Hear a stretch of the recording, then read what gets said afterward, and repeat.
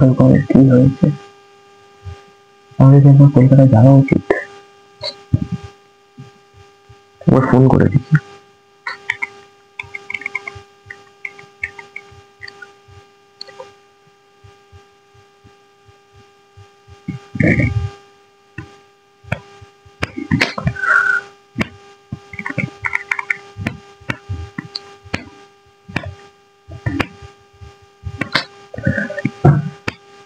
আমাকে যেতেই হবে, কিছু একটা হয়েছে অবস্থা, আমাকে যেতেই হবে।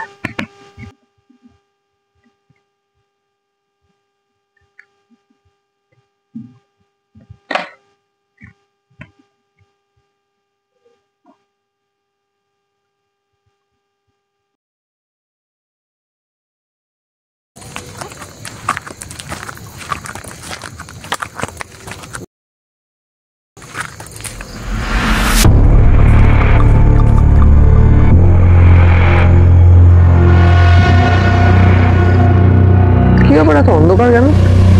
ও কি বাড়িতে নেই? দেখে দেখি।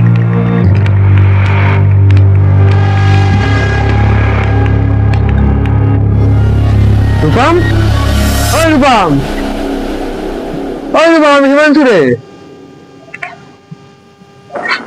ওই রূপম, মনে হয় বাড়িতে নেই। ঠিক আছে, কালকে আসবো, এমনি তো আজকে অনেক রাত।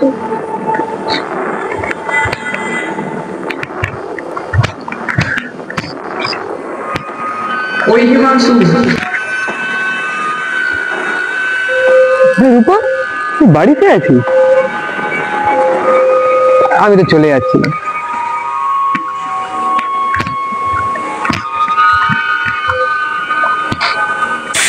রূপম,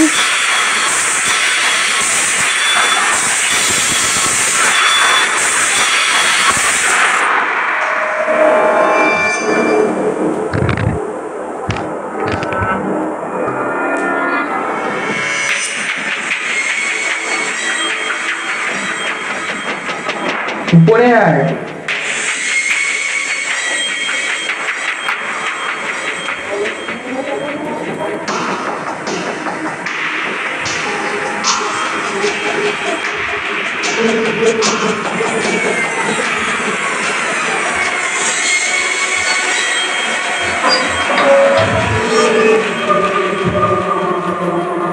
রূপম,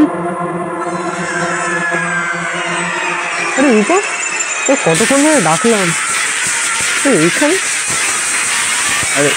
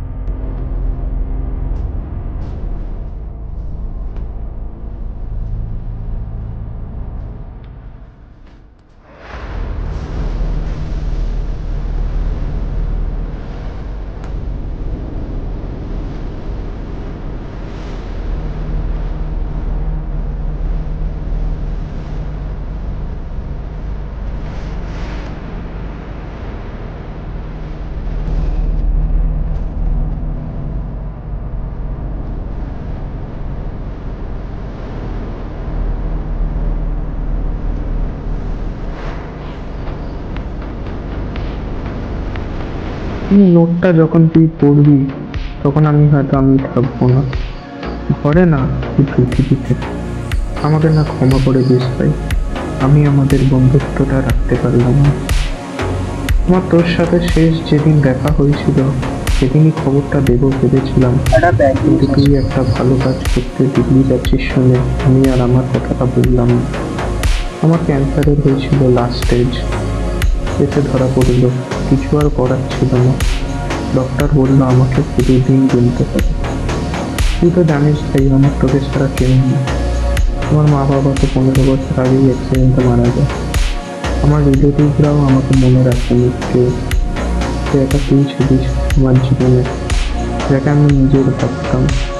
কিন্তু যখন তুইও আমায় ছেড়ে চলে গেলি, তখন আমার বাঁচার ইচ্ছাটাও কেটে গেল। আমি আমার ডেথ বেডে শুয়ে এই নোটটা দিচ্ছি। আমি জানি যে আমার খোঁজ করতে করতে নিশ্চয়ই আসবি, কিন্তু যখন তুই আসবি ততক্ষণে খুব দেরি হয়ে যাবে। ভালো থাকিস ভাই। পরের জন্য আমি আবার তোর বন্ধু হতে চাইব। Good bye. বন্ধুত্বটা না এরকমই, বিচ্ছেদ হবে, মিলাপ হবে, কিন্তু কিছু বন্ধুত্ব না হাতছাড়া থেকে গেল, অর্থাৎ বিচ্ছেদ হয় কিন্তু সেই মিলাপটা আর হয় না।